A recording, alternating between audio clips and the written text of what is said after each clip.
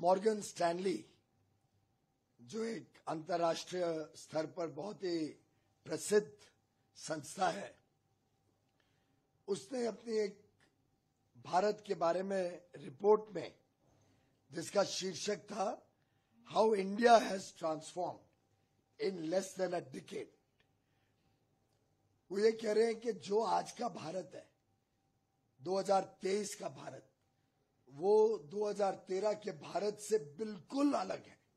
भारतीय सरकार के अनुसार देश की जीडीपी 7.2% से ग्रो की। मैं आपके सामने इस 7.2% की ग्रोथ का पूरा सच लेकर आया हूं। भारत जैसा युवा देश 3.4% की रियल जीडीपी ग्रोथ जो पिछले 4 साल में हुई है वो डिजर्व नहीं करता है। हम better GDP growth rate deserve करते हैं। हम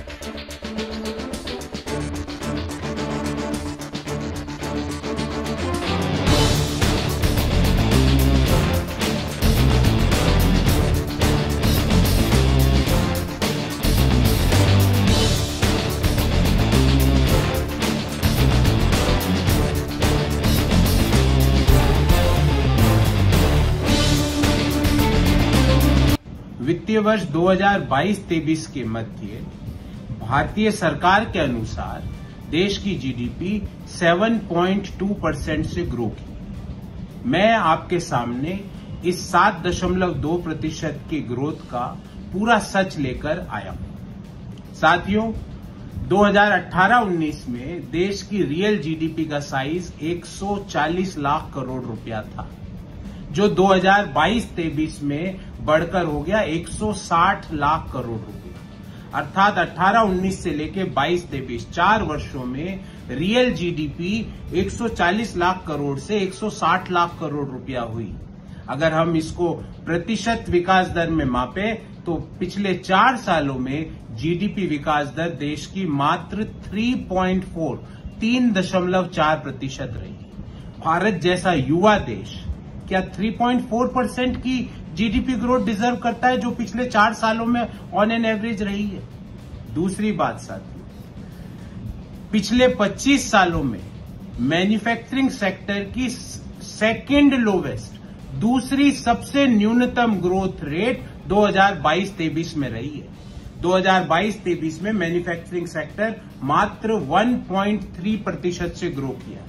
ये वह सेक्टर है जो युवाओं को सस्टेनेबल ग्रोथ अपॉर्चुनिटीज मुहैया कराता है, और होगा भी क्यों नहीं, क्योंकि जब फरवरी 2023 में कंसोर्शियम ऑफ इंडियन एसोसिएशन ने जब एक सर्वे कराया तो उनके अनुसार 76% एमएसएमईज को पिछले 5 साल में कोई मुनाफा नहीं हुआ।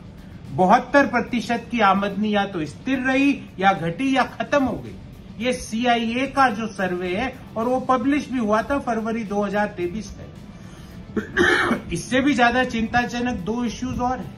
हंगर इंडेक्स में हमारी रैंकिंग 121 दुनिया के देशों में 107वीं है, और दूसरी 3 करोड़ 60 लाख लोग जो पहले दूसरे क्षेत्रों में रोजगार ले रहे थे वो वापस 2017-18 से लेकर 21-22 के मध्य वापस किसानी करने पे मजबूर हो गए। हंगर इंडेक्स में हमारी रैंकिंग गिर रही है। एमएसएमईज 76% एमएसएमईज को कोई मुनाफा नहीं हुआ पिछले 5 सालों में। पिछले 4 सालों की रियल जीडीपी ग्रोथ 3.4% रही है। मैन्युफैक्चरिंग सेक्टर मात्र 1.3% से ग्रो कर रहा है और सरकार ढोल धमाके कर रही है। इन सवालों का जवाब दीजिए, इन सवालों को एड्रेस कीजिए, क्योंकि भारत जैसा युवा देश 3.4% की रियल जीडीपी ग्रोथ जो पिछले 4 साल में हुई है वो डिजर्व नहीं करता है। हम better GDP growth rate deserve करते हैं। हम हमारी इकोनॉमी को एक्सपेरिमेंट्स का अड्डा नहीं बनने दे सकते। भारत के अंतर्राष्ट्रीय छवि के लिए बहुत महत्वपूर्ण दिन है। भारत के लोगों की भविष्य के लिए बहुत महत्वपूर्ण दिन है, और प्रधानमंत्री नरेंद्र मोदी जी के कुशल और निर्णायक नेतृत्व में जिस प्रकार से भारत तेज गति से आगे बढ़ रहा है, उसकी पुष्टि जो आज अंतर्राष्ट्रीय स्तर पर भी और भारत में जो आंकड़े आ रहे हैं, उन सबको मद्देनजर रखते हुए आज का दिन यादगार दिन रहेगा।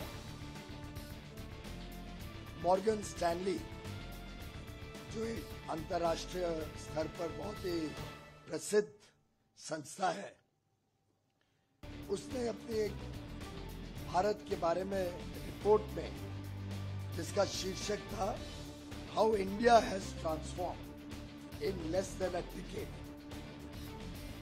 वो ये कह रहे हैं कि जो आज का भारत है, 2023 का भारत, वो 2013 के भारत से बिल्कुल अलग है, एक नया भारत है, एक ऐसा भारत जो शायद विश्व में किसी ने कभी कल्पना नहीं की। आज भारत की वो स्थिति बनी है। हमारे तो कई पड़ोसी देशों की तो अर्थव्यवस्था पूरी तरीके से चल रहा है।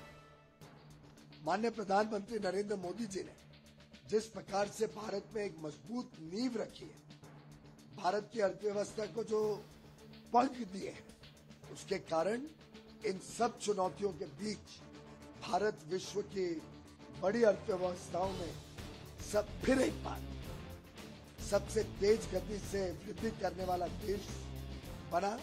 7.2% जीडीपी में ग्रोथ ऐतिहासिक रहा है। इस वर्ष के परिप्रेक्ष्य में अलग अलग विषय मॉर्गन स्टैनली की रिपोर्ट में लिखे गए हैं, जो कुछ तरीके से कुछ मात्रा में इसके कारण बने हैं। उन्होंने 10 बड़े परिवर्तन, ट्रांसफॉर्मेशन, बदलाव को उजागर किया है। पहला, सप्लाई साइड में जो नीतियां हैं उसके रिफॉर्म, जैसे उदाहरण के लिए कॉर्पोरेट टैक्स। आज भारत का कॉर्पोरेट टैक्स हमारे जितने अलग देश हमारे लेवल के हैं उनके साथ मेल खाता है। इंफ्रास्ट्रक्चर, आज हमारा इंफ्रास्ट्रक्चर दुनिया में अति आधुनिक जो विकसित देशों में होता है उस लेवल का इंफ्रास्ट्रक्चर, चाहे वो हमारे हाईवेज हो, चाहे हमारे पोर्ट्स हो, हमारे एयरपोर्ट्स, तो शायद दुनिया से बेहतर है। हमारी रेलवे की सुविधाओं हो, वंदे भारत जिस तेज गति से आज हर राज्य और हर डिस्ट्रिक्ट अपने एरिया के लिए वंदे भारत पहुंचे। ब्रॉडबैंड के बारे में देखें तो आज हम गिने चुने उन देशों में से जहां 4G तो देश के कोने कोने तक पहुंचा ही है। अब कई शहरों में 5G भी शुरू हो, दिल्ली के कुछ इलाकों में 5G शुरू हो। ऐसे ही दूसरी जो कड़ी हमारी अर्थव्यवस्था को फॉर्मलाइज कर रही थी, जो इनफॉर्मल इकोनॉमी थी उसको अधिकांश फॉर्मल सेक्टर में लाने का जो काम किया।